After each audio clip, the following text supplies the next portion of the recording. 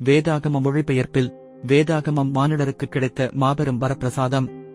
இம்மாபெரும் பொக்கிஷம் அனைத்து மனிதர்களின் கைகளிலும் கிடைக்காதது ஒரு பெருங்குறையே. வேதாகமத்தை பார்க்க வேண்டும், படிக்க வேண்டும் என்ற ஆவல் கொள்ளும் பல உள்ளங்களின் மொழிகளில் இந்த வேதாகமம் இன்னும் மொழிபெயர்க்கப்படவில்லை. ஆண்டவரின் அருட்பிரசன்னத்தால் ஒன்றப்பட்டவர்கள் வேதாகமத்தை மொழிபெயர்க்கும் இச்சிறந்த பணியில் தங்களை ஈடுபடுத்தி வருகிறார்கள்.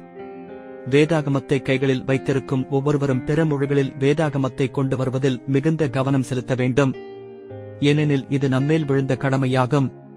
இதை கருத்தில் கொண்டு இன்றே இப்பணியில் ஈடுபடுவது நமது வாழ்க்கையில் மிகுந்த பயனை அளிக்கும். 1604ஆம் ஆண்டு இங்கிலாந்தில் பிறந்த ஜான் எலியட் இதை உணர்ந்திருந்தார். அமெரிக்காவில் வசிக்கும் அல்கான்குயின் என்கிற இன மக்களுக்கு வேதாகமம் இல்லை என்பதை உணர்ந்து வேதனையடைந்தார். எனவே அமெரிக்காவை நோக்கித் தன் பயணத்தைத் தொடர்ந்தார். அம்மொழியை மிகவும் கடினப்பட்டு படித்தார். அவர்கள் மொழியிலேயே கிறிஸ்துவின் அன்பை பிரசங்கித்தார்.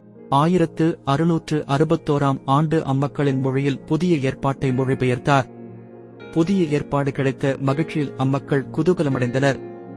1663ஆம் ஆண்டு பழைய ஏற்பாட்டையும் மொழிபெயர்த்தார். மக்கள் வேத அறிவில் வளர ஆரம்பித்தனர்.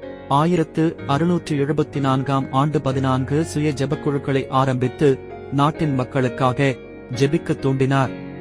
24,000 மக்களை இரட்சிப்பின் பாதையில் வழிநடத்தினார். அம்மக்களிலேயே 24 பேரை போதகர்களாக தெரிவு செய்தார்.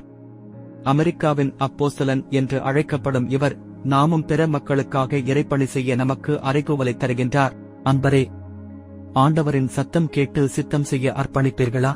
வாழ்விலிருந்து வாழ்வுக்கு ஓர் இருண்ட இடத்தை எனக்கு காண்பியும். அந்த இடத்தில் நான் முழு வல்லமையோடு பிரகாசிக்க உதவி செய்யும்.